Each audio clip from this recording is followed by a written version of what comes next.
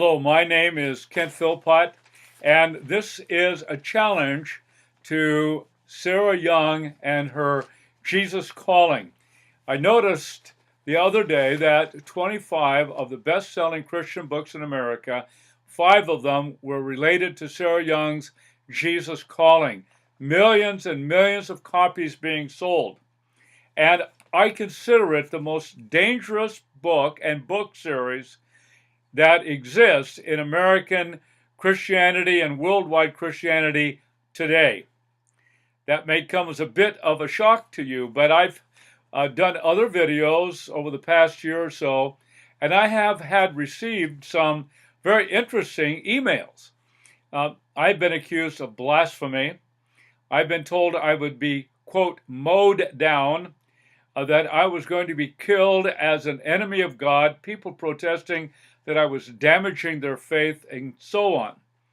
Well, I don't intend to damage anyone's faith, but I would like to issue a challenge to all of those who practice Jesus Calling.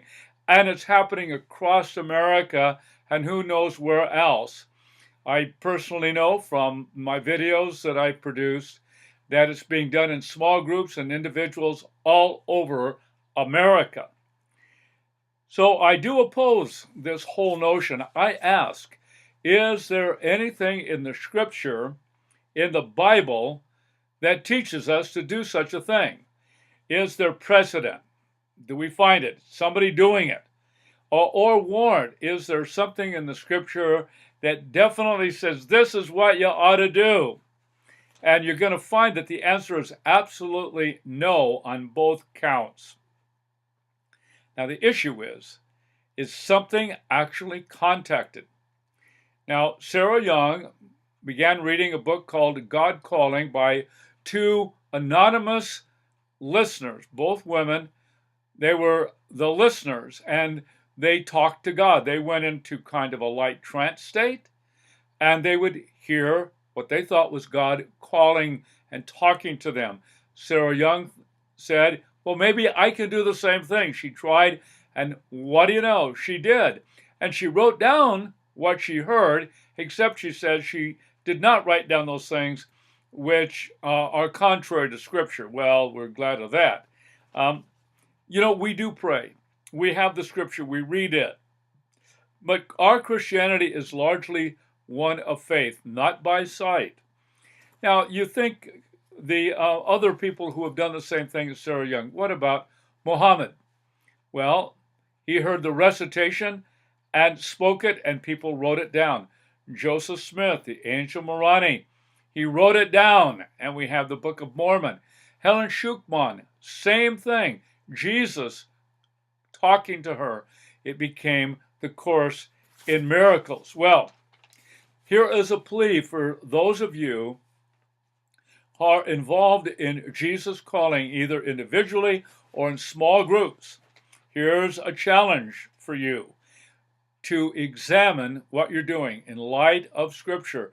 Find something, and not just a little verse where it says, and my sheep hear my voice. That doesn't work. He wasn't talking about a direct communication with them. He was there present.